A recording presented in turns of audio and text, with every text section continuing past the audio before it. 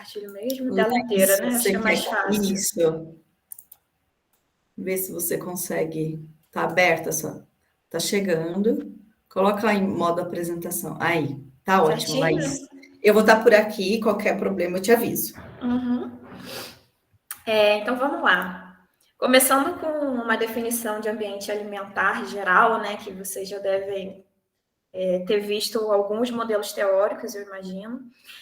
Segundo Swinburne, ele pode ser entendido como o contexto físico, econômico, político e sociocultural coletivo em que os consumidores interagem com oportunidades e condições presentes no sistema alimentar que influenciam as escolhas sobre diversas etapas, da aquisição até o consumo de alimentos e bebidas, e, em última análise, isso também vai influenciar o estado nutricional.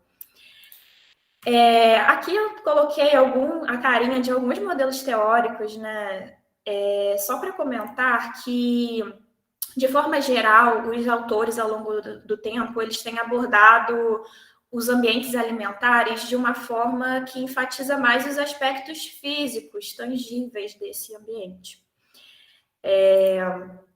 Mas a gente tem passado, nas últimas 2 décadas, principalmente, né, por um processo bastante acelerado de digitalização das sociedades. E esse processo de digitalização, ele obviamente está recortado pelas desigualdades sociais, né, que vão se refletir na desigualdade no acesso aos dispositivos digitais, à internet e mesmo à alfabetização digital das sociedades. Mas o fato é que essa onda de digitalização ela tem provocado uma transformação no globo, né? E com isso ela também está reconfigurando os ambientes alimentares, porque provê oportunidades e também gera novas barreiras para que escolhas alimentares saudáveis sejam feitas pelas pessoas. E aí, até trazendo uma ideia que é um pouco nova, né, sobre isso, a gente hoje em dia tem falado sobre o fato das tecnologias digitais, mais do que simplesmente fazerem um transporte das dimensões do ambiente alimentar físico para o meio digital. É mais do que isso. As tecnologias digitais, elas expandem, moldam e reconfiguram a experiência humana em diferentes dimensões do ambiente alimentar físico, porque afetam, por exemplo, a disponibilidade, a aquisição, o consumo de alimentos. E aí, como a gente viu lá naquela definição geral de ambiente alimentar, né, isso tudo, obviamente, vai ter um impacto em desfechos de nutrição e saúde. E aí eu queria fazer com vocês um passeiozinho breve por alguns modelos teóricos de ambiente alimentar que foram publicados ao longo do tempo para a gente ver em que eles tangenciam ou não aspectos, qualquer coisa que a gente possa relacionar com o ambiente alimentar digital. Começando aqui por Glens, essa autora ela fala sobre a existência de um ambiente alimentar de informação, né? Que ele é um tipo independente de ambiente que está presente nos espaços de exposição à publicidade de alimentos, que são afetados por políticas dos governos, mas também das indústrias, que estão ali incidindo sobre esses espaços de mídia, de publicidade, e que, por conseguinte, têm um potencial para afetar o apelo que certos alimentos têm. E, em última instância, afetar também as atitudes do consumidor, né? E ele é um ambiente que ele perpassa todos os demais tipos de ambiente, que ele pode se manifestar em diferentes níveis geográficos. Como parte desse ambiente alimentar de informação, a gente pode dar como exemplos, né? Outdoors, o próprio uso de displays, de cartazes, banners, dentro de ambientes que podem ser caracterizados como ambiente alimentar do consumidor, em mídias tradicionais, como no rádio, na televisão, em espaços organizacionais, como escolas, locais de trabalho, também em revistas e jornais. E aqui a gente poderia acrescentar, por exemplo, mídias sociais, né? A Karen Glens não chegou a falar disso na época que ela lançou essa primeira sistematização do que seria o ambiente alimentar, mas hoje em dia a gente vê estudos que tomam como referencial teórico isso que é chamado de ambiente alimentar da informação e que se debruçam sobre mídias sociais, por exemplo. Só que a gente vai entender até o final, né, que o ambiente alimentar digital, embora ele tenha uma grande interseção com isso que a gente chama de ambiente alimentar de informação, ele também tem aspectos próprios, particulares, atores que surgiram em função das condições que o meio digital criou. Então, também tem aquilo que é muito próprio, né, e que isso ressalta também a necessidade de uma definição particular para isso que hoje a gente entende como ambiente alimentar digital. Story, ela coloca o marketing e a mídia, né, o marketing de alimentos e a mídia como um elemento dentro do nível macro dos ambientes, né, e no seu texto ela também menciona que o marketing de alimentos para crianças, ele está além da televisão. Por exemplo, ele está amplamente presente na internet e ela fala sobre uma cultura de mídia digital que é onipresente e que se vale de novas técnicas, passando a estar presente, a encontrar as pessoas, né, por meio de celulares, mensagens instantâneas, videogames, mundos virtuais tridimensionais. Mas isso fica como um pequeno comentário, né, dentro de tudo isso que ela coloca, mas é um aspecto, né, que chega a ser tangenciado dentro desse modelo conceitual. O Turner, ele coloca como uma das dimensões dos ambientes alimentares as propriedades de vendedores e de produtos. E aqui ele coloca, no contexto de ambientes alimentares em países de alta renda, né, ele cita a possibilidade de compra online e o delivery online. E coloca isso como algo desenvolvido no contexto desses países de alta renda e em desenvolvimento no contexto de países de média e baixa renda. Mas fica limitado aqui nessa questão da compra e do delivery online.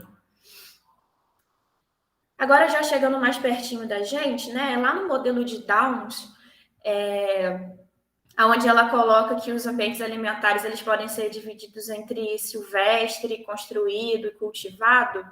Esse ambiente construído ele se subdivide em um mercado informal e um mercado formal.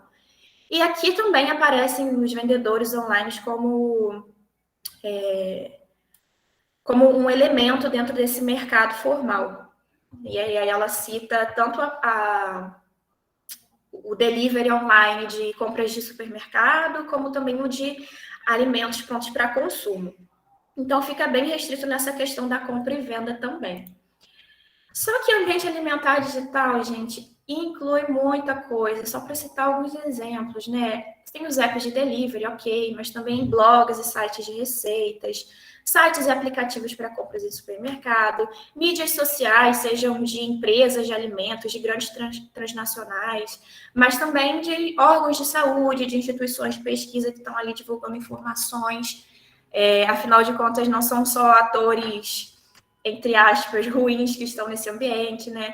Os influenciadores digitais, jogos que são utilizados para fazer publicidade de alimentos, teleconsultas, a gente pode pensar teleconsulta com um profissional de nutrição também como um elemento desse ambiente, né?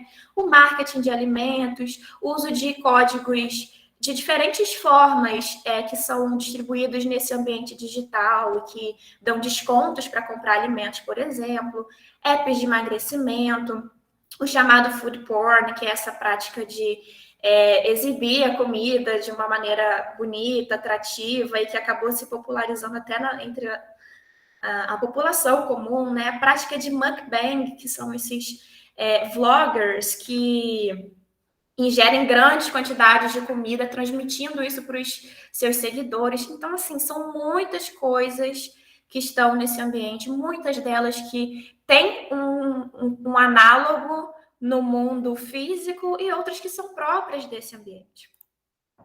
E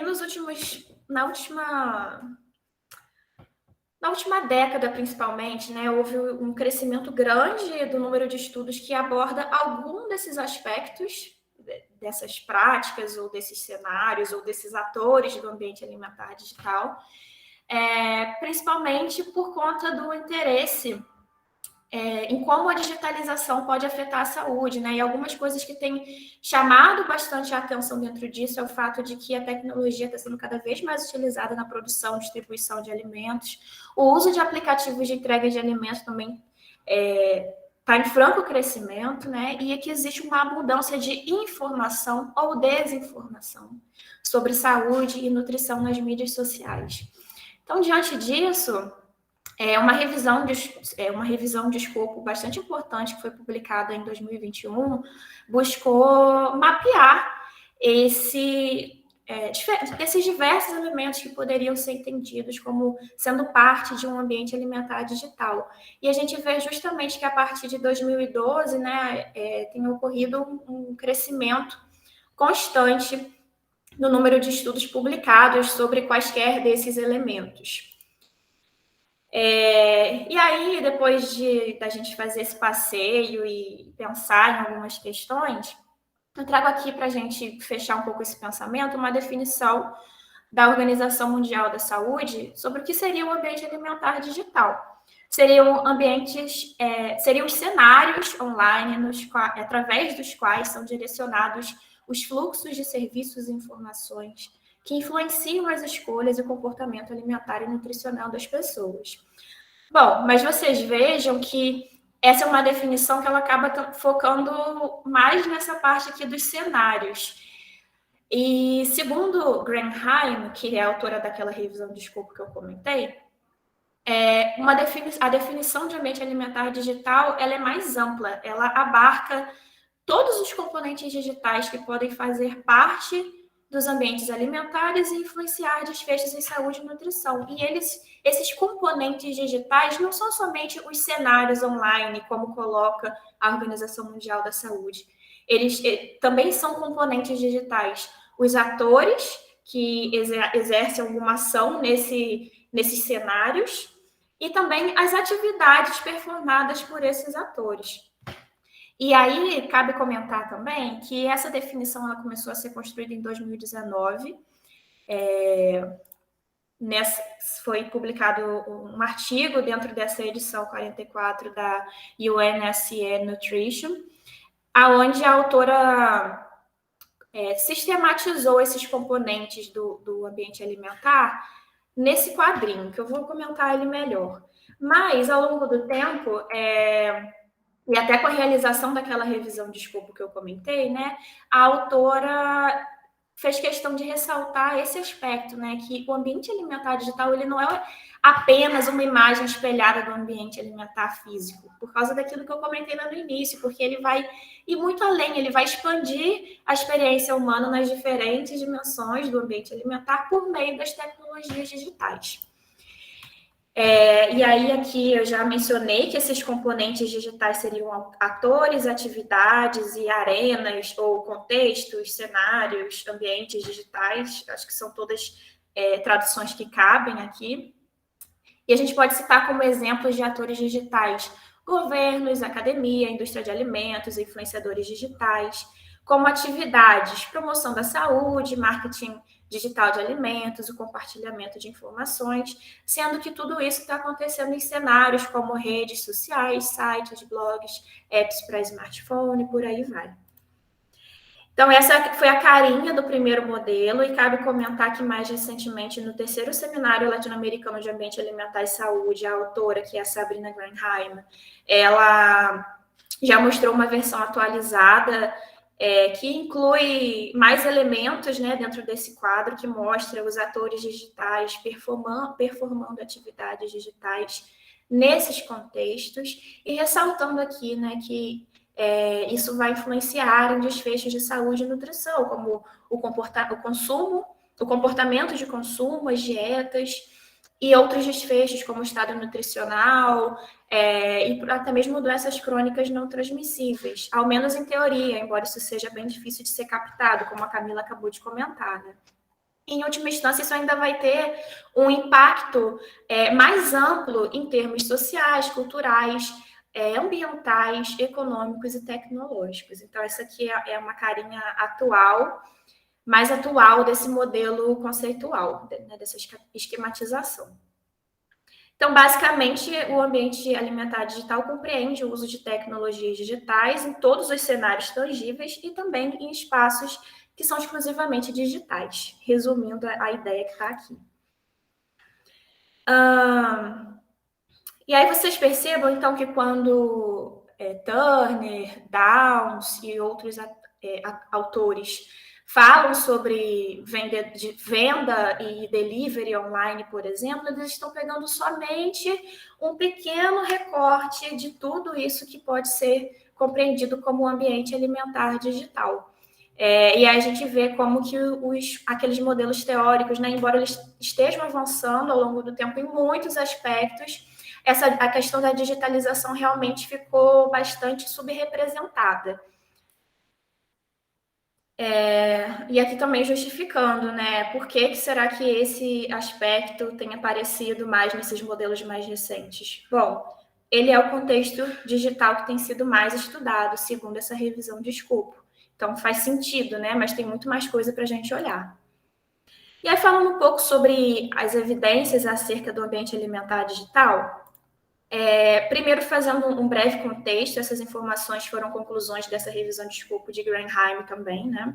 É importante a gente considerar que a produção científica sobre esse campo, ela está muito concentrada em países de alta renda, principalmente Estados Unidos, Reino Unido, Austrália, Canadá e Holanda. Somente 9% dos estudos são do contexto de países de renda média alta e 2% em países de renda média e baixa. Então, é uma pesquisa que ainda é muito emergente, focada ainda em mapear e descrever a digitalização de diferentes domínios do ambiente alimentar. E a gente tem, por exemplo, poucos estudos, principalmente com delineamento experimental, que buscaram estabelecer uma relação de causalidade entre o ambiente alimentar digital e quaisquer desfechos em saúde. Mesmo aqueles mais proximais, como o consumo alimentar, ou o estado nutricional, e mais ainda se a gente for pensar, por exemplo, em doenças crônicas não transmissíveis, tá? Então, a gente vê que nessa revisão foram recuperados muitos estudos primários e poucas revisões sistemáticas. Bom, e aí não dá para a gente falar sobre tudo, né? Então, eu procurei colocar um highlight em alguns pontos de acordo com aquilo que tem sido mais estudado, que a gente já tem um conhecimento um pouco mais sistematizado. Na revisão de escopo de Granheim, eles se basearam no modelo de Turner para criar categorias que representassem dimensões do ambiente alimentar, para categorizar, né, os estudos recuperados dentro dessas diferentes dimensões. E aí eles mostraram que aquela em que há maior número de estudos são as propriedades de vendedores e produtos, sendo que o maior número desses 169 estudos são sobre compras de supermercado online e serviços de entrega de comida online. E o segundo grupo, né, em que os estudos são mais abundantes, é o marketing e a regulação. Então, a gente vai falar também um pouquinho sobre marketing digital e vai entrar um pouquinho mais sobre o marketing digital em mídias sociais. Então, falando sobre as compras de supermercado online, que a gente poderia tipificar, né, dentro desse recorte aqui, eu vou falar brevemente, porque é uma prática que ela é menos disseminada aqui no nosso contexto brasileiro, né, mas que ela é mais relevante em países de alta renda, que é de onde os estudos vêm, né? E aí eu trouxe aqui para comentar os resultados de uma revisão sistemática sobre compras de supermercado online, em que o objetivo foi destacar potencialidades e armadilhas, seria a melhor tradução, né? Mas eu coloquei aqui desafios que essa prática de comprar itens de supermercado online pode ter para que sejam realizadas compras de alimentos e bebidas saudáveis, né? E aí eu já destaco que essa revisão ela incluiu somente estudos dos Estados Unidos e Europa, o que faz sentido pensando onde esse serviço é mais utilizado e onde a produção científica se concentra, né? Mas, basicamente, o que essa revisão concluiu foi que A compra de itens de supermercado online pode favorecer uma diminuição na aquisição de alimentos não saudáveis por impulso, que poderia ocorrer ali no ambiente alimentar do consumidor de um supermercado, né? Que uma forma de nudge, que seria promover alimentos na tela inicial de sites ou aplicativos, é algo efetivo para aumentar a frequência com que aquele produto é escolhido. O que pode ser, né, uma sugestão de como intervir nesse ambiente. Outra coisa também que pode funcionar, segundo essa revisão, é sugerir trocas de produtos não saudáveis por produtos de baixa caloria, com a finalidade de aumentar a saudabilidade da compra. E aí é claro que isso vem de uma concepção de saudabilidade da alimentação diferente da que a gente tem hoje no Brasil, mas é uma evidência que pode aí indicar um caminho, né? E também é uma possível estratégia para mitigar desertos alimentares, especialmente pela digitalização de programas de assistência alimentar. E aí isso aqui vem muito de estudos que investigaram o uso do SNAP, que é aquele programa de transferência de renda dos Estados Unidos, que é voltado especificamente para a aquisição de alimentos, né? E aí foram observados em alguns estudos que a realização dessas compras no ambiente alimentar digital poderia ajudar a melhorar a qualidade nutricional dessas compras. No entanto, alguns estudos também mostraram que as pessoas hesitavam em comprar alimentos frescos porque queriam ver, tocar, cheirar, queriam ser elas a escolher aqueles alimentos. Então, não fazia muito sentido para as pessoas fazer essa compra online, onde você só vê uma foto meramente ilustrativa. E também em um estudo que avaliou os pontos de fixação ocular na tela, mostrou que uma pequena proporção desses pontos de fixação enfocam as informações nutricionais. Então, que o mero fato de ter disponível aquela informação ali não era suficiente para chamar a atenção das pessoas, para que elas fizessem ali uma escolha informada. E aí, né, em especial esses dois pontos aqui, eles meio que têm um choque, né? Pode diminuir compras não saudáveis por impulso, mas as pessoas também hesitam na compra de alimentos frescos. E aí eu queria, né, ressaltar que eu acredito que isso seja, em parte, um reflexo da própria ambiguidade do supermercado como um ambiente alimentar saudável ou não saudável, dependendo do contexto onde ele está e de onde vem essa literatura. Eu acho que tem uma influência disso. E outra coisa é que, embora essa seja uma revisão de achados sobre esse assunto, não é e embora seja, né, um tipo de atividade digital que é bastante estudada em comparação com outras coisas, o número de estudos não é isso tudo que a gente pode imaginar, não. Então, assim, é algo que tem bastante a ser explorado ainda. E cabe comentar também que eu não tenho aqui evidências nacionais para trazer a respeito disso, pelo menos eu não tenho conhecimento. Então, eu preferi trazer essa revisão só para dar uma visão geral mesmo, tá? E aí, passando para o nosso segundo tópico, né, sobre serviços de entrega de comida online, e aqui eu me refiro à comida pronta para consumo, é outra atividade digital de varejo de alimentos, né, que pode ser realizada em contextos digitais como sites e aplicativos, e aqui no Brasil a gente tem observado um boom dos aplicativos de entrega de comida. E esse é a atividade digital que eu tenho mais familiaridade com a literatura, né, como eu comentei. E aí, nesse slide, eu trago algumas referências e vocês percebam que elas são todas de 2020 para cá, como eu falei lá em 2019, quando eu comecei o mestrado, eu não tinha nenhuma definição de ambiente alimentar digital para me ajudar na minha fundamentação teórica, mas de lá para cá os estudos estão surgindo. E aí eu vou comentar alguns que eu acho interessante. Nesse estudo aqui, um estudo cross-seccional de análise da qualidade nutricional de estabelecimentos que vendiam pelo delivery online na Austrália e na Nova Zelândia. Esse grupo investigou áreas selecionadas em Sydney e em Auckland, e nessas áreas selecionadas foram avaliados 10 pontos de venda de alimentos que eram os mais populares das áreas.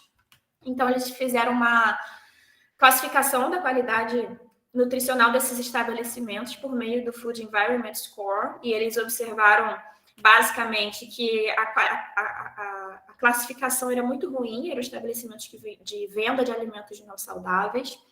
E na análise dos itens mais populares de cada um desses estabelecimentos, né, que foi uma análise baseada no Guia Alimentar para a População Australiana, a maioria dos alimentos foram classificados como itens discricionários, que é uma classificação que tem uma certa aproximação com o que a gente entende por alimentos ultraprocessados. Não é exatamente a mesma coisa, mas a gente pode entender que caminham juntos, vai um pouco na mesma direção aqui, só para a gente entender um pouquinho do que foi achado, né?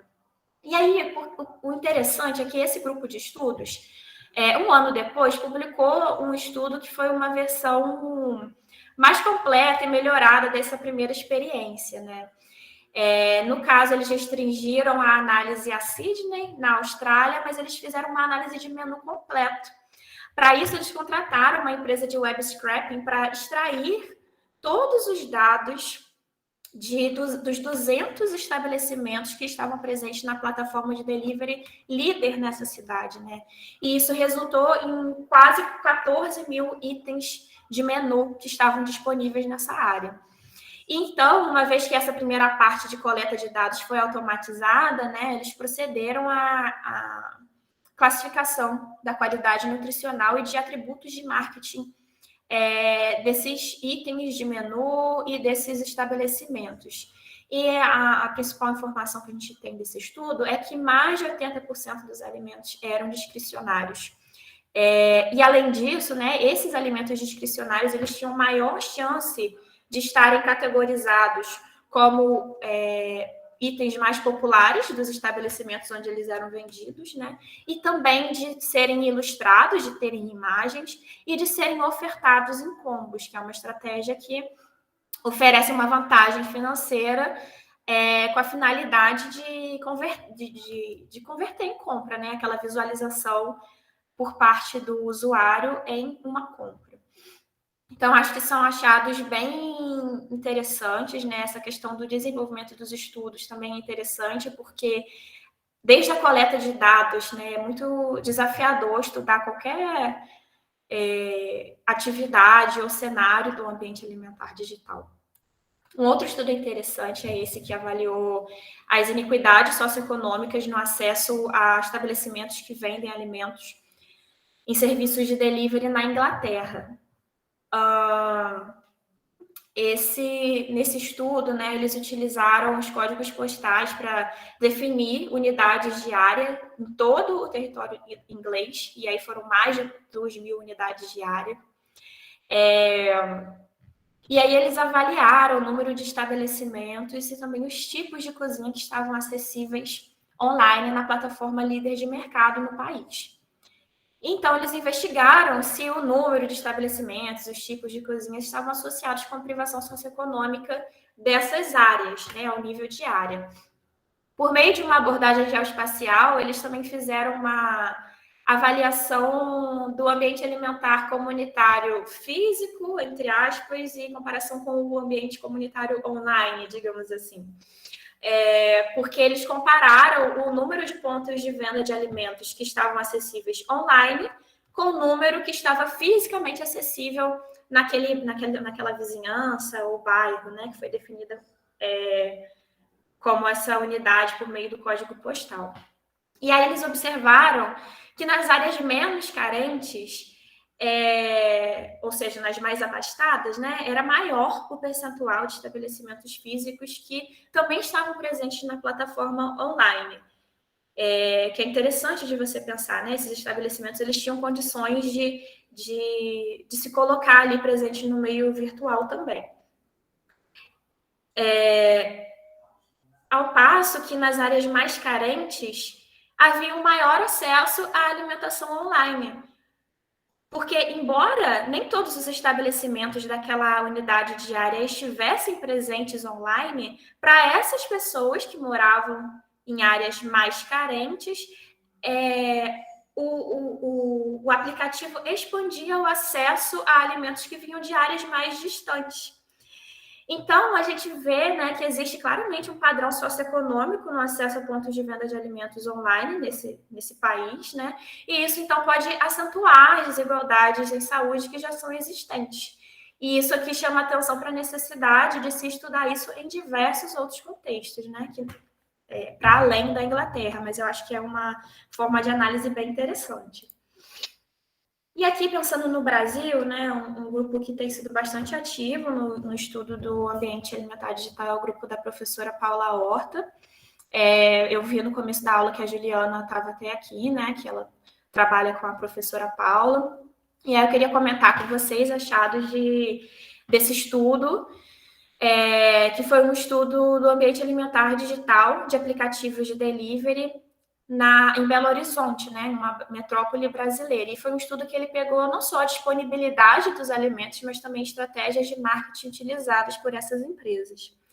Nesse estudo foram avaliadas, a avaliação feita foi baseada em alguns marcadores de alimentação saudável e não saudável, né? E basicamente, aqui para resumir, né, as referências estão todas aqui, então vocês podem olhar com mais calma depois, mas resumindo, foi observado que a oferta de itens ultraprocessados superou a de suas contrapartes saudáveis, né, dos marcadores saudáveis, nos 2 aplicativos líderes de mercado que foram avaliados nessa cidade de Belo Horizonte. E aí, além de falar do varejo de alimentos online, esse estudo também pega a dimensão do marketing, né, nesses aplicativos que podem estar presentes, melhor dizendo, né, nesses serviços de entrega online que podem se fazer presentes tanto por meio de websites quanto de aplicativos. Embora o estudo tenha focado nos aplicativos em virtude do boom, né, que essa forma de acesso tem sido aqui no Brasil. E aí, em relação a essa dimensão do marketing, dentro da plataforma de delivery, foi observado que o uso de fotos e a oferta de descontos também predominou entre itens não saudáveis, como bebidas ultraprocessadas, sanduíches de sorvete, balas e salgadinhos de pacote. Um outro estudo da professora Paula fez uma avaliação do marketing, né, da promoção de alimentos em uma plataforma de delivery durante a pandemia de Covid-19 no Brasil. E aqui foi um estudo seccional, publicado em 2020. E, resumindo também, né, para a gente não se prender aqui a olhar os números nas tabelas, né, foi uma análise que foi feita em todas as capitais brasileiras e também no Distrito Federal durante a pandemia, e se observou que a oferta de entrega gratuita ela era mais frequente para os itens, né, sorvetes, doces ou salgadinhos de pacote, salgados fritos e pizzas. A oferta de combos, com exceção de sucos naturais, também foi predominante para itens ultraprocessados, bem como as mensagens de economia, que só para ressaltar alguns dos achados do estudo. Então, a gente vê que a promoção dos alimentos também é desproporcional, favorecendo alimentos ultraprocessados. E esse estudo, ele teve uma continuidade, né? Também foi realizada uma análise longitudinal que pegou um tempo de acompanhamento de 16 semanas durante a pandemia no Brasil, e aqui os gráficos mostram a variação, né, ao longo dessas 16 semanas, mas basicamente se observou que refeições tradicionais e massas, bebidas ultraprocessadas e sanduíches foram ofertados na página inicial do aplicativo durante 20 a 25% do tempo ao longo dessas semanas de acompanhamento. E aí vocês se lembrem daquele achado lá sobre compras de supermercado que fala da importância dessa oferta na página inicial, né? Então, aqui a gente está vendo uma informação bastante relevante. Então, durante 20 a 25% do tempo, esses alimentos estavam sendo ofertados lá e foram as ofertas mais frequentes entre os marcadores de alimentação que foram avaliados. E os itens que eram menos comumente promovidos nos aplicativos eram sucos e smoothies naturais, legumes e frutas, né? Hortaliças e frutas, melhor dizendo. As estratégias mais comumente usadas para promover os alimentos foram fotos e descontos. Cerca de 30% das ofertas apresentavam combos e mensagens sobre sabor, prazer e custo-benefício variaram de 15% a 40%. E aí eu queria comentar com vocês, né, que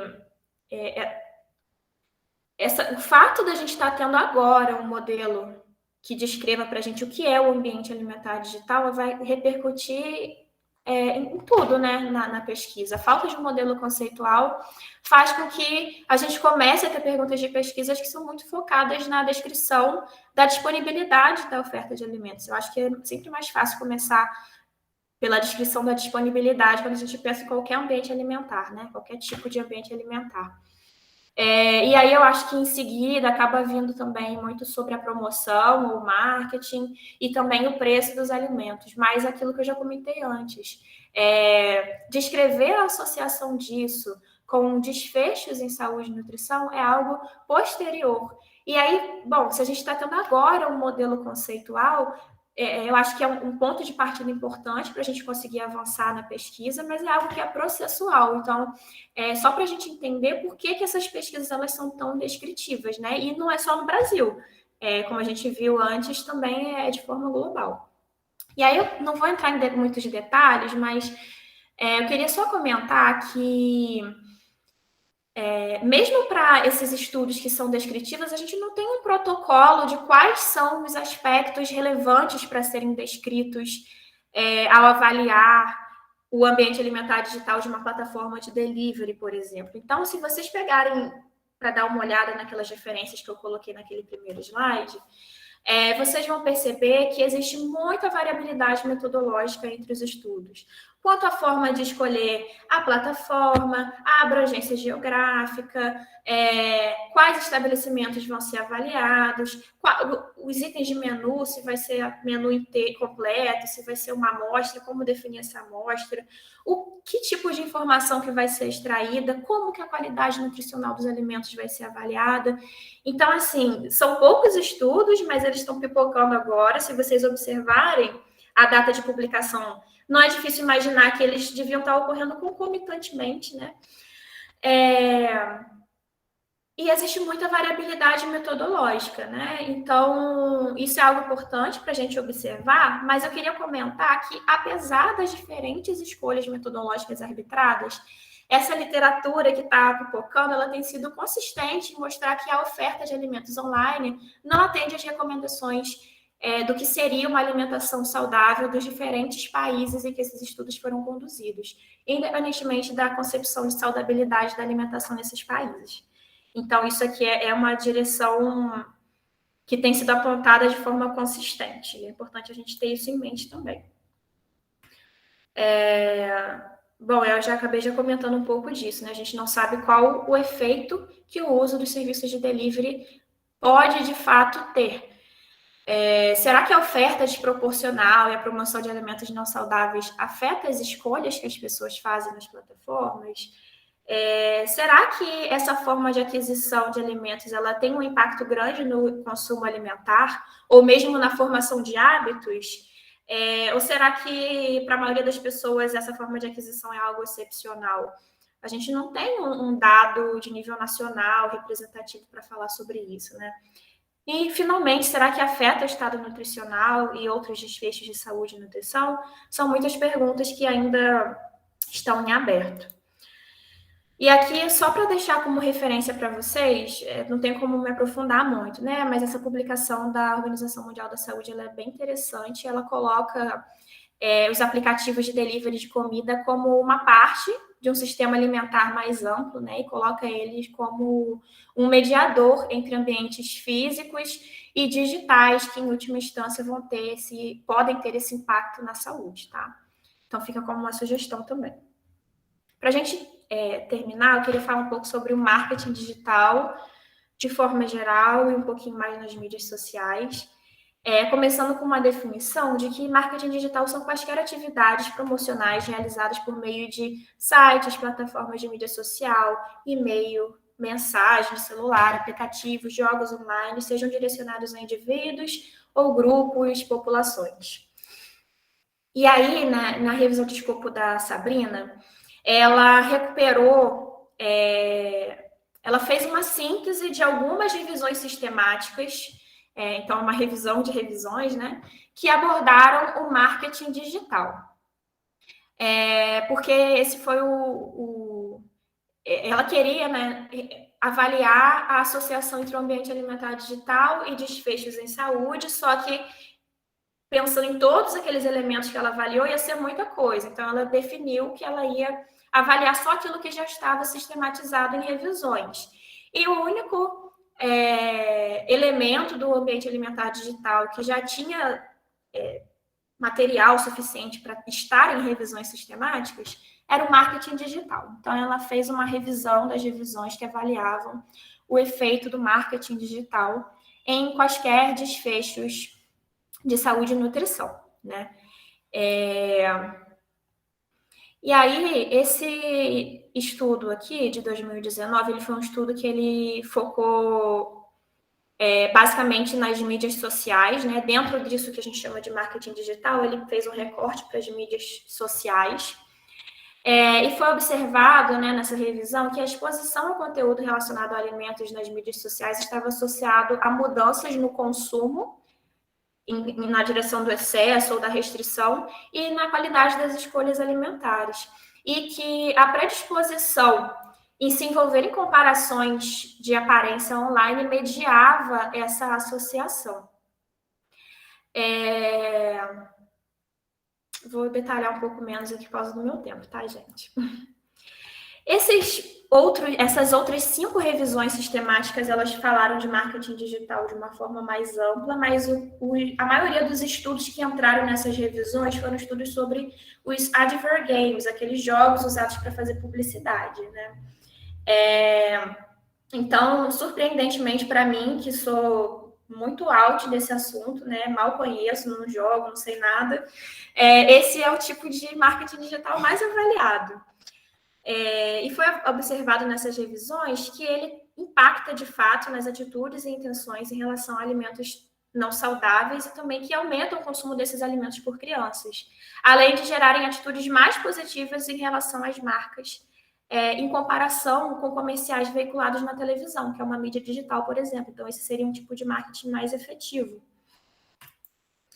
E, finalmente, essa revisão de 2019, né, avaliou o efeito de promoções de preços personalizadas na compra de alimentos.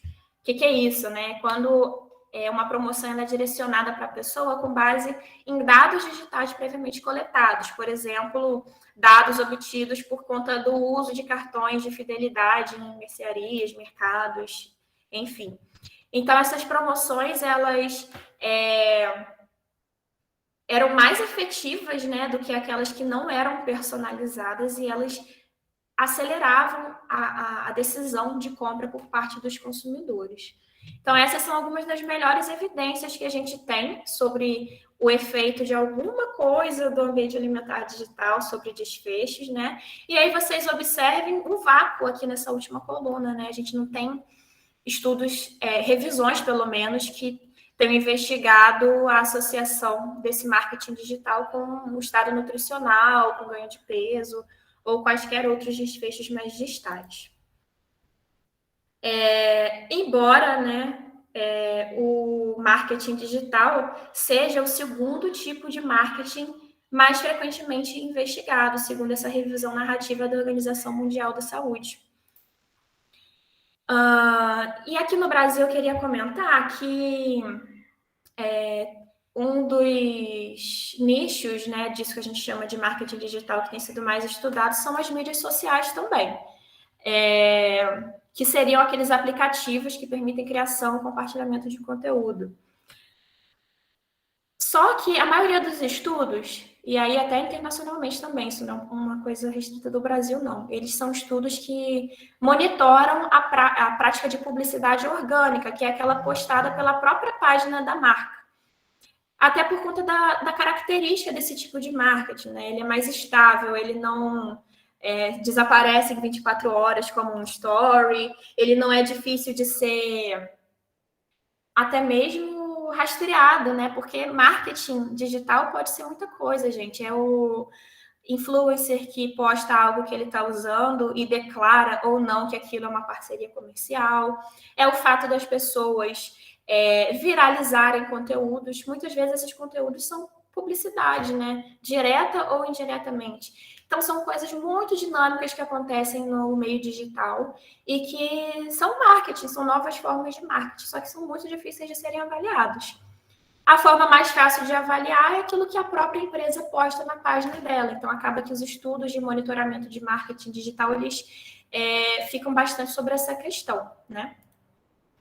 E aí, aqui no Brasil, eu queria destacar esses 2 estudos, né? Um que fala sobre a publicidade de alimentos ultraprocessados em páginas do Facebook.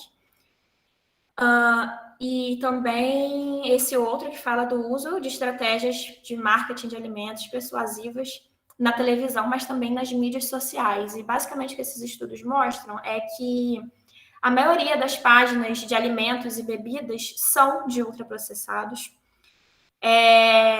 que essas marcas elas fazem um uso extensivo das mídias sociais, que são mais acessadas pelos brasileiros, e que elas aplicam diversas técnicas de marketing nesse ambiente digital, mas que essas estratégias elas vão sendo adaptadas de acordo com a característica dessas mídias e, consequentemente, do público que mais as utiliza, né? Então, é um marketing bem camaleão. E aqui, para comentar um pouquinho alguns resultados de um trabalho que eu liderei, atualmente ele está no Prelo, na Public Health Nutrition. Deve sair essa semana ou na semana que vem, online pelo menos, né? Ele foi aceito já há algum tempinho. Que foi um estudo em que eu e os meus colegas avaliamos as estratégias de marketing utilizadas por 3 empresas de delivery de alimentos no Instagram e também estratégias de marketing especificamente relacionadas ao contexto da pandemia, bem como a qualidade nutricional dos alimentos que eram promovidos nessa rede social. E aí a gente pegou as 3 maiores plataformas, iFood, a agora falecida Uber Eats, né, que retirou as suas atividades nessa parte de delivery aqui no Brasil, e a Rappi. E aí a gente utilizou protocolos que já vêm sendo utilizados para avaliar essa publicidade orgânica postada pelas próprias marcas, né? E assim, tem muita coisa para ser discutida, mas vou ressaltar só alguns pontos. Primeiro é que desculpa, né? Foi uma comparação do marketing antes e durante a pandemia. Um detalhe importante para comentar. E eu queria que vocês observassem que antes da pandemia não tinha quase nada, a gente só achou uma publicação que tinha um conteúdo relacionado à responsabilidade social corporativa, que é uma estratégia de marketing bem criticável do ponto de vista ético. Mas durante a pandemia houve um crescimento muito grande do uso dessa estratégia. Assim, era algo que nem aparecia antes e que se tornou a terceira estratégia mais utilizada durante a crise sanitária, né? E aí, quando a gente foi olhar para as estratégias de marketing especificamente relacionadas à Covid-19, a gente viu que a que era mais utilizada era isso aqui que a gente chamou de combate à pandemia, que era basicamente vincular o uso do aplicativo com a ideia de que você está cumprindo o seu dever patriótico, ficando em casa, ou que você está estimulando o comércio local, que está sofrendo muito com a crise sanitária e econômica, enfim, qualquer tipo de ideia associando o uso do delivery ao combate à pandemia. Essa foi a estratégia mais utilizada, estava presente em 28% dos posts. Mas a responsabilidade, desculpa, foi a segunda mais utilizada, né? A estratégia mais utilizada foi isso que a gente chamou de responsabilidade social na pandemia, que ela se subdividiu na corporativa, que era aquela que mostrava ações de responsabilidade por parte da empresa, e uma invocação à atitude de responsabilidade social individual. Então, convidando as pessoas a doarem alimentos, dinheiro, cestas básicas para comunidades carentes por meio do aplicativo, ou incentivando a dar gorjeta para o entregador, ou a dar uma gorjeta para o estabelecimento de onde foi comprado, né?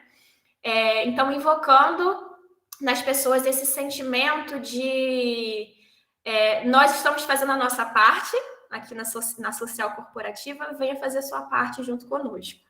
Né? Então, criando ali uma associação, um sentimento de proximidade entre o indivíduo e a empresa. E esse foi um achado que está alinhado com outros achados de contextos internacionais, né? Sobre empresas de delivery, mas também sobre a indústria de alimentos ultraprocessados de forma geral. Né? E essa é uma prática que ela é chamada ficou, né, conhecida agora como Covid washing, que é se apropriar do contexto adverso da pandemia para se mostrar como uma empresa empática e proativa em relação à crise sanitária, mas que, na verdade, tem o objetivo de melhorar a imagem da empresa e de criar associações positivas com a marca. E aí, um outro achado que está bem alinhado com isso também, né, que chega a ser interessante, seria engraçado se não fosse triste, é que antes da pandemia, a maior parte dos posts mostrava alimentos do grupo 3, né? Alimentos ultraprocessados, quer dizer, grupo 3 foi a classificação que eu usei dentro do estudo. Mostravam alimentos ultraprocessados. Enquanto que, durante a pandemia, teve uma inversão de tendência, né? A quantidade de alimentos ultraprocessados mostrada diminuiu e a de alimentos in natura ou minimamente processados aumentou. Então, a gente pode discutir várias coisas que podem estar relacionadas com essa tendência, mas eu queria só ressaltar que é interessante como que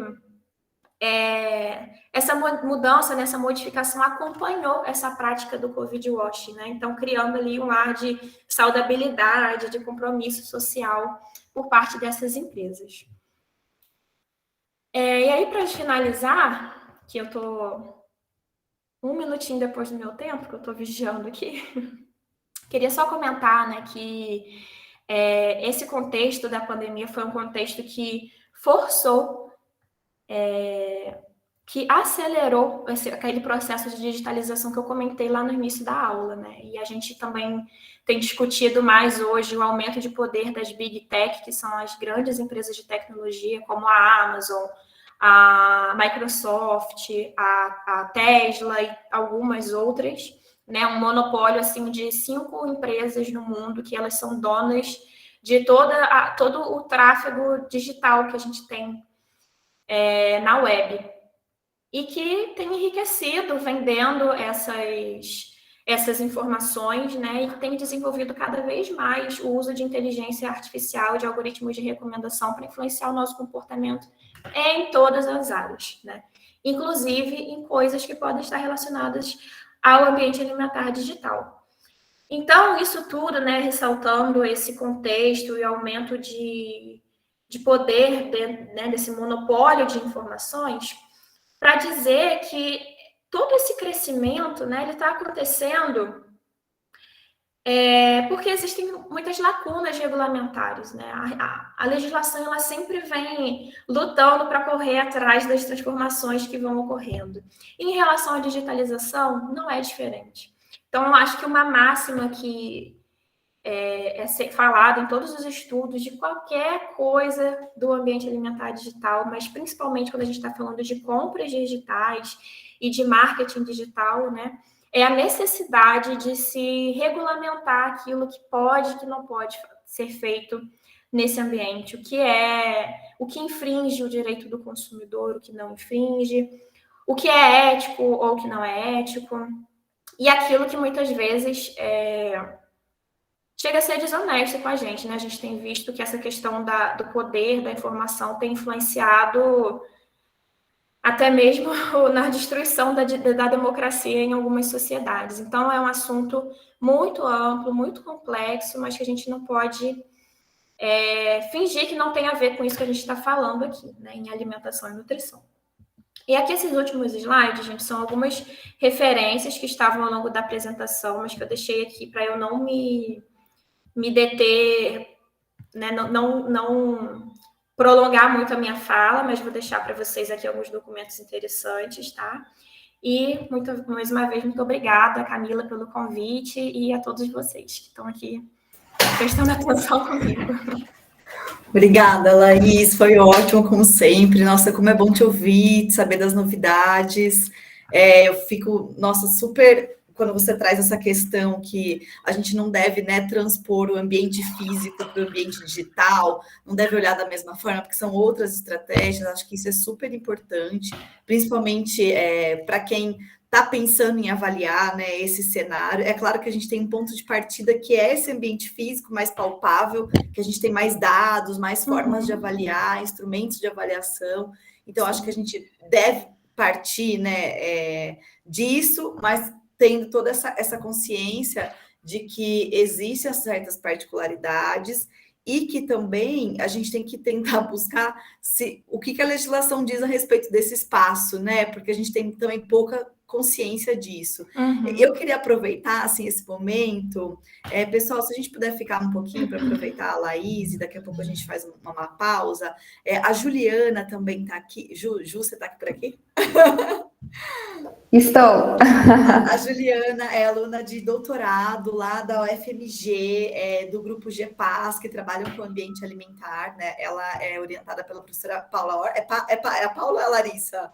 É a Paula. É a Paula. Ela é orientada da professora Paula Horta, né? E eles estão trabalhando, inclusive, agora numa ferramenta de avaliação desse supermercado, desse e-commerce, né? Então, eu queria rapidamente, né, que Ju pudesse dar algumas palavras em relação a isso, assim, a metodologia, e já complementando o que Laís trouxe, né? Antes da gente abrir para as perguntas. Bem, obrigada, Ju. A Ju veio aqui hoje para participar dessa aula com a gente. Ela é super estudiosa do assunto de ambiente digital também. Obrigada pela sua presença aqui hoje na disciplina.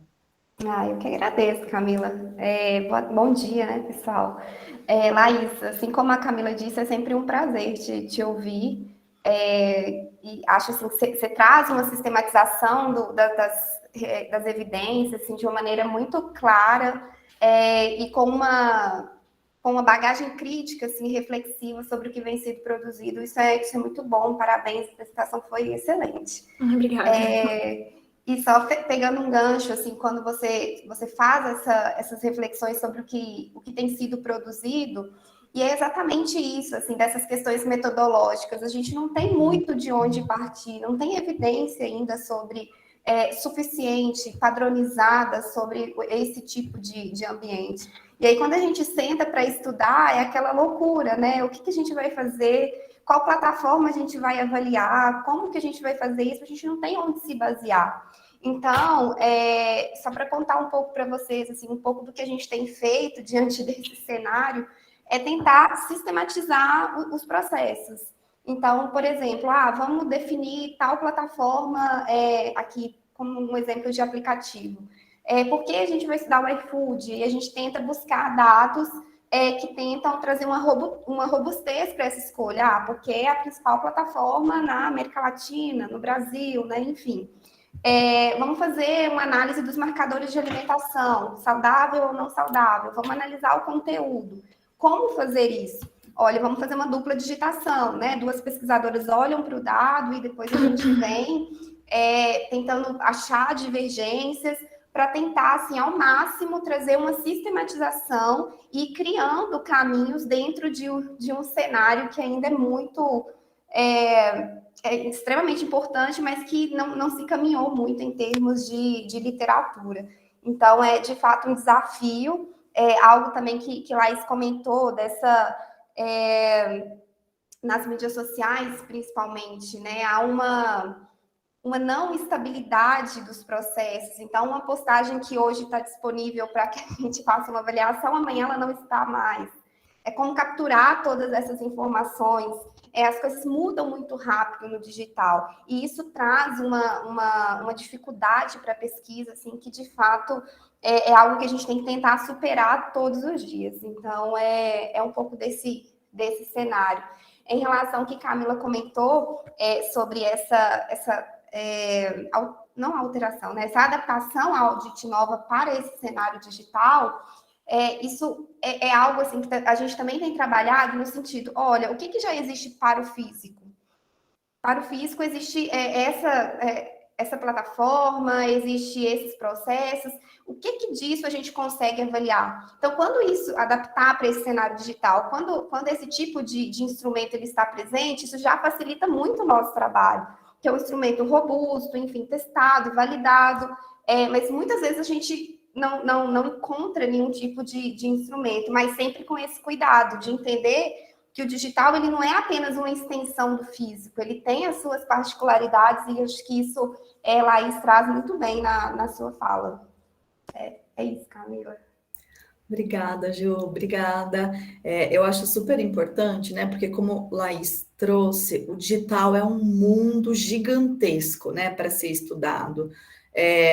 Você pode olhar pela parte do supermercado, venda de supermercados, mas também tem grupos de compras de orgânicos coletivos, né? Também tem esse movimento do saudável, do sustentável, ambientalmente correto, online.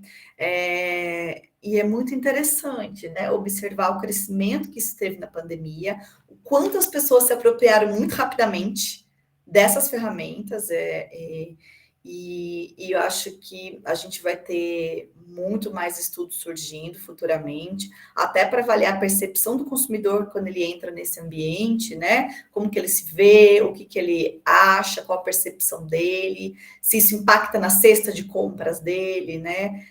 Da mesma forma que a gente tem visto no ambiente físico, mas, claro, olhando para outros indicadores, né? Acho que isso é super bacana. Gente, queria aproveitar, que vocês aproveitassem, né, a presença da Laís, a Juliana. A Isis também está aqui já, que eu vou apresentar ela para vocês logo, que vai falar para a gente sobre o ambiente da informação. Então, se vocês quiserem fazer perguntas para lá, para aproveitar a Ju também. Dani, pode falar.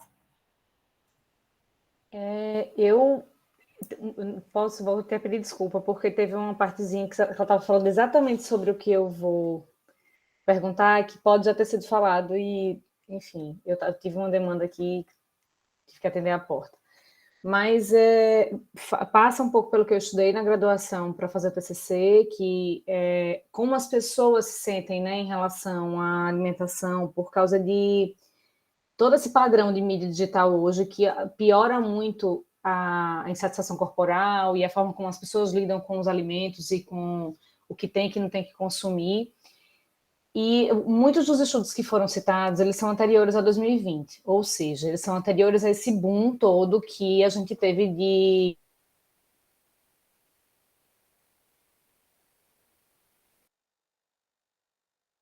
Dani caiu, acho, né? Tanto caiu. Dani caiu. Você precisa voltar um pouquinho. Isso. Foi anterior a esse boom todo que a gente teve, tanto de oferta de ambientes alimentares digitais, porque aumentou demais, coisas que não tinha, a gente conseguia comprar antes, hoje a gente consegue, né, como o Camilo acabou de falar, mas também a impressão que eu tenho é que nem só por causa da pandemia, mas assim, está muito acelerado o uso de mídias digitais hoje, muito maior do que já foi. E os estudos já apontam que a televisão tem menos influência, eu acho que hoje praticamente não tem nenhuma. É muito difícil você ver uma criança, um adolescente que assiste TV aberta, que tá exposto a propaganda mesmo, que a gente via antigamente. Quando eu era criança, a propaganda praticamente era da televisão. Mas hoje não é mais assim, né? E aí, será que estão sendo desenvolvidas ferramentas para avaliar essa variação? Eu acho que as gerações estão mudando de comportamento muito rápido. Não é mais como era há 5 anos, há 10 anos, as coisas estão diferentes demais. A gente apresentou um artigo hoje que fala sobre as propagandas de escola. Na minha época, as propagandas de escola eram papéis, cartazes colados do lado da cantina. Hoje, o WhatsApp recebe tudo que está acontecendo no entorno. Se tem uma pessoa fornecendo quentinha de brigadeiro, a coisa roda pelo WhatsApp, roda no Instagram. As propagandas o acesso é outro, completamente diferente. E aí você acha que as coisas os estudos estão evoluindo para isso, as ferramentas estão se preocupando com isso?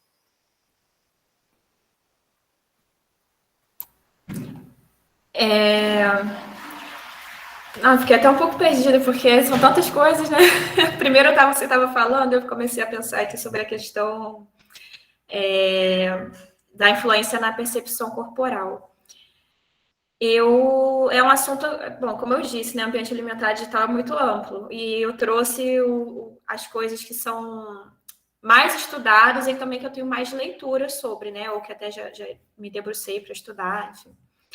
Essa parte sobre influência na percepção corporal é uma coisa que eu não tenho muita leitura, mas que eu já bisbilhotei por curiosidade. Eu me lembro de ter encontrado mais estudos qualitativos, né, de entrevistas estruturadas com as pessoas e para avaliar como que aquilo afeta a percepção.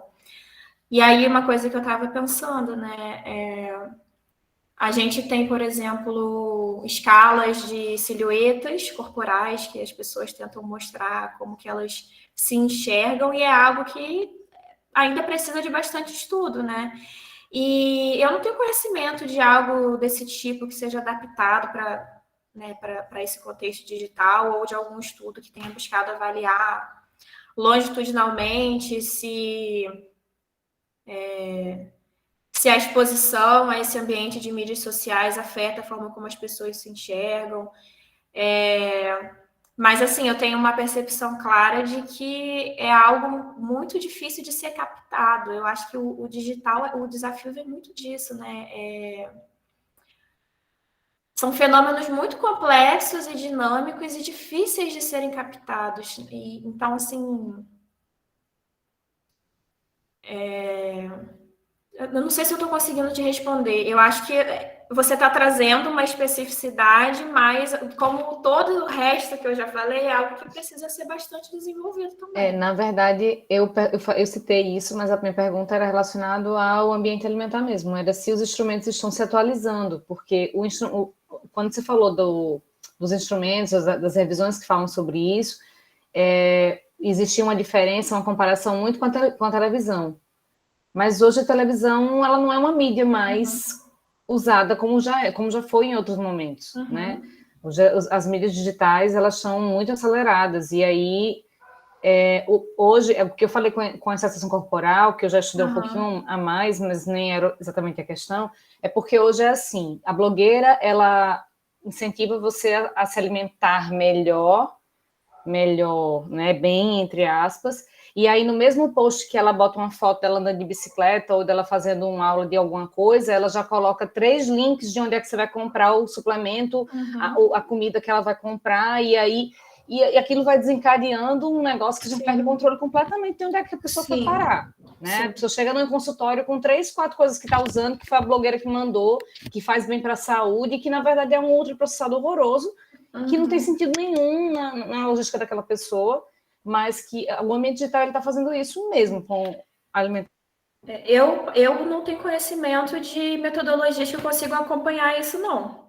É muito isso, né? É um marketing que, além dele ser dinâmico dentro de uma rede, ele ainda é multiplataforma. Você se conecta com outras redes, com outros sites.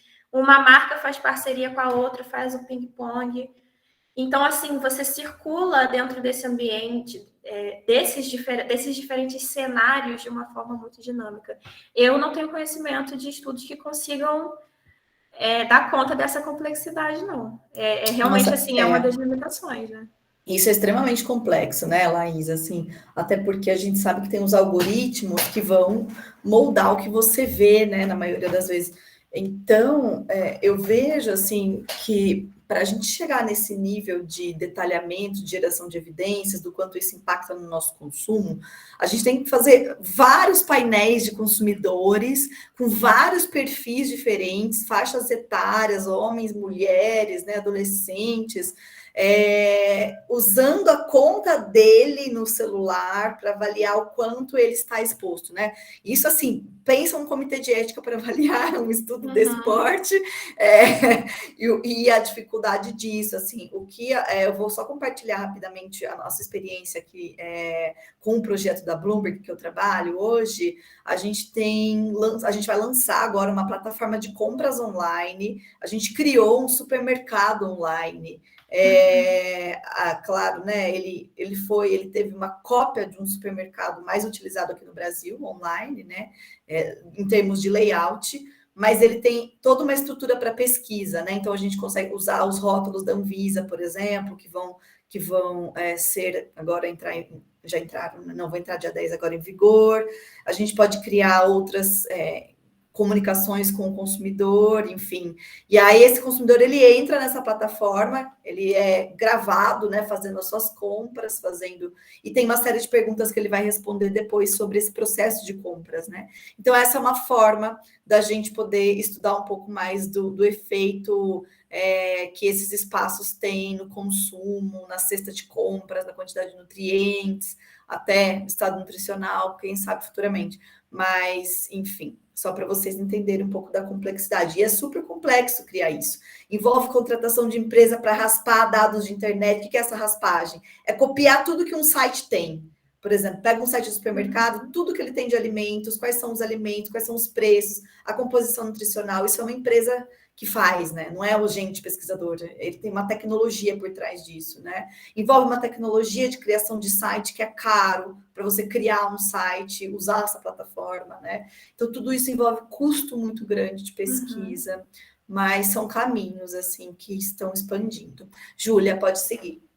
Eu queria só comentar mais uma coisinha rapidinho, só para completar aqui, Daniela. Claro, Laís.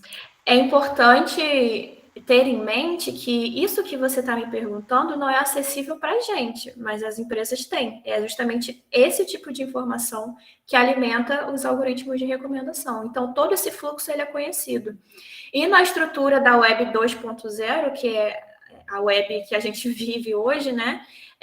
Esses dados eles são privados. Então, grandes empresas de tecnologia, eles armazenam esses dados. E a gente tem hoje uma proposta de avanço, né, de uma terceira onda da web, onde esses dados ficariam descentralizados. Então, é algo que é um projeto, é algo que é discutido assim desde 2006. Nem sei por quem, nem sei te dizer quem é essa entidade que discute, mas eu sei que existe essa discussão, mas que eu tenho consciência que vai contra os interesses comerciais de entidades muito poderosas. Então, também não sei te dizer, né, em que medida isso está avançando ou não. Mas a ideia seria de descentralizar esses dados e de aumentar o poder de quem gerou esses dados sobre esses dados, né? De consentir ou não com o uso dessas informações. Então é isso, assim, a informação não está acessível para a gente saber como que acontece esse ping-pong, mas ela existe e ela tem dono.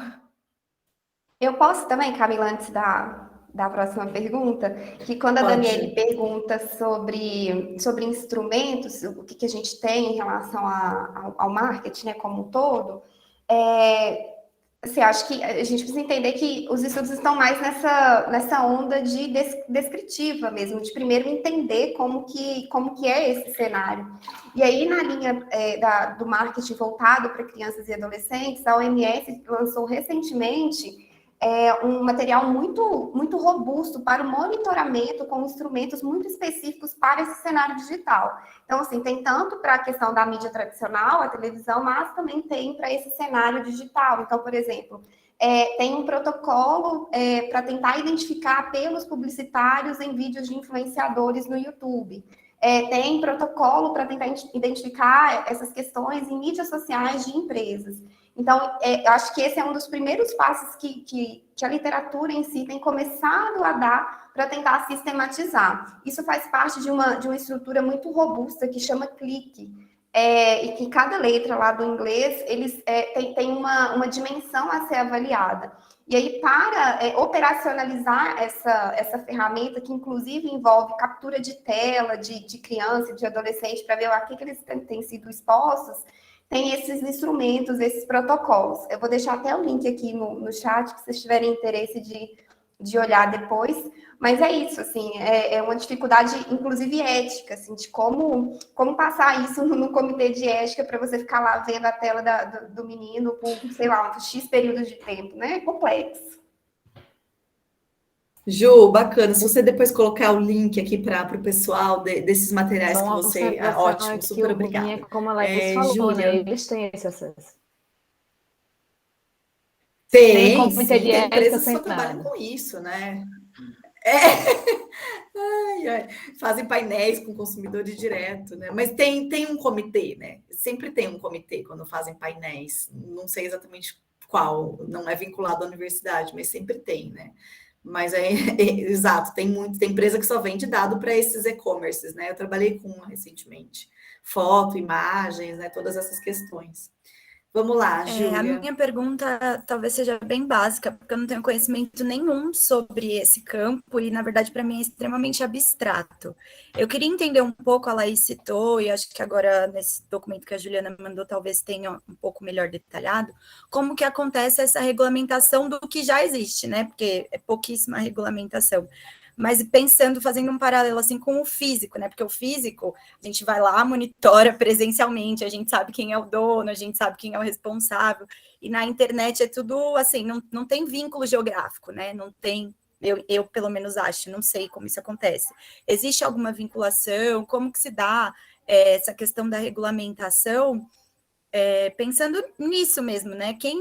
A quem a gente vai cobrar? Dono do site? Como que funciona essa regulamentação de forma na implementação mesmo? Para mim parece tudo muito abstrato, qualquer um faz o que quer na internet, né? E aí a gente não consegue punir, sei lá, né? Cobrar, enfim.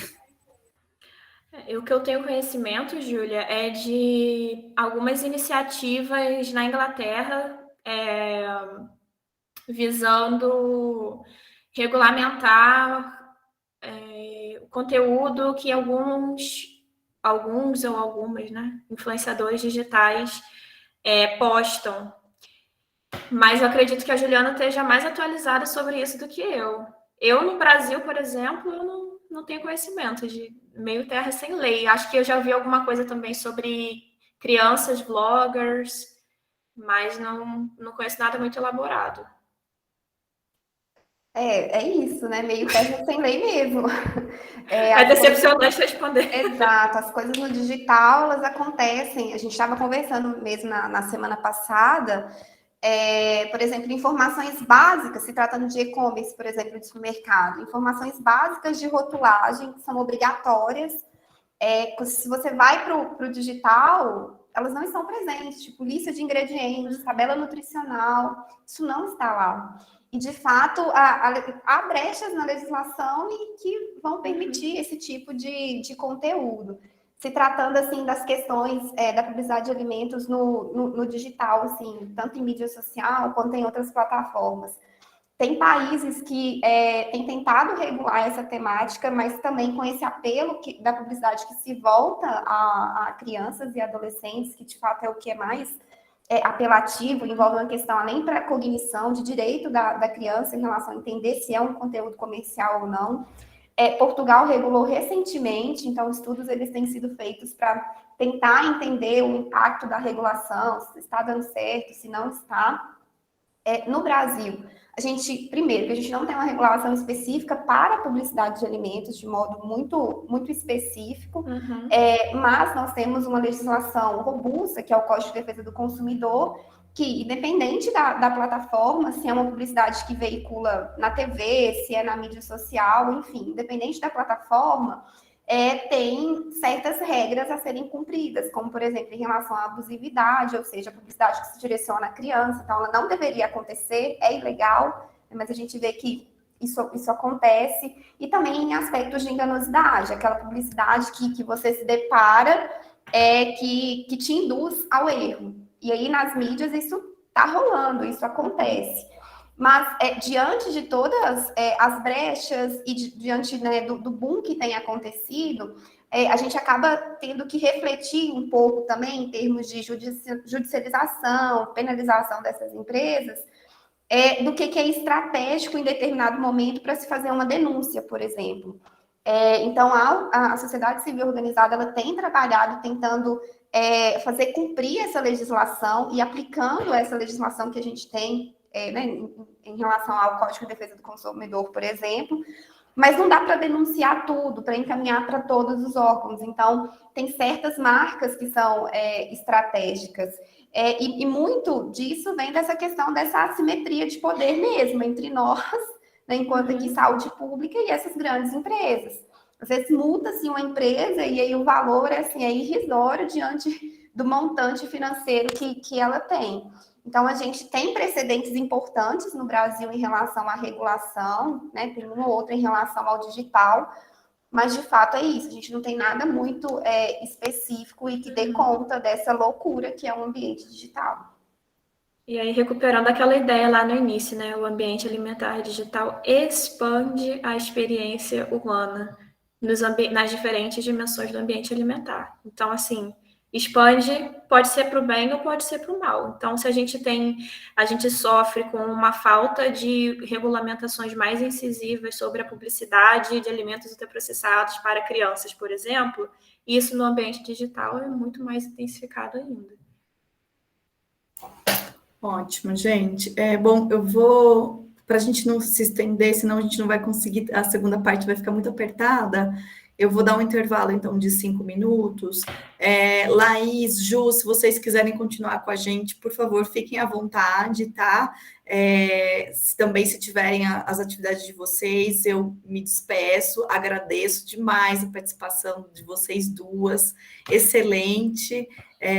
E obrigada mais uma vez, tá? Eu vou só dar um intervalinho, então, 5 minutinhos, a gente retoma, tá bom, gente? Camila, muito obrigada. Eu acho que eu vou precisar sair mesmo, porque Tá bom, preciso lá. corrigir umas provas. Super obrigada, querida. Eu que Obrigadão, agradeço. já virou cliente aqui da nossa oficina. Prazer. Tchau, tchau, obrigada. Tchau, tchau. Boa aula, Isis. Tchau, Juliana. Obrigada. Tchau, Laís.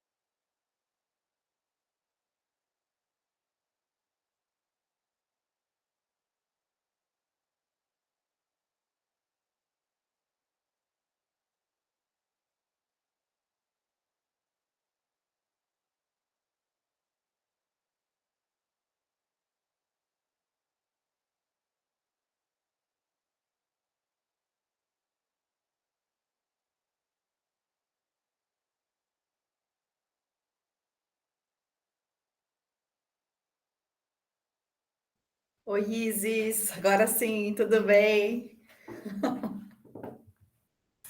Oi, querida, tudo bem e você? Tudo certo, obrigada, viu, de ter Joia. aceitado o nosso convite. Eu que agradeço. Uma honra. Vai ser ótimo trazer umas coisas que você está pesquisando, vai ser bem legal, interessantíssimo.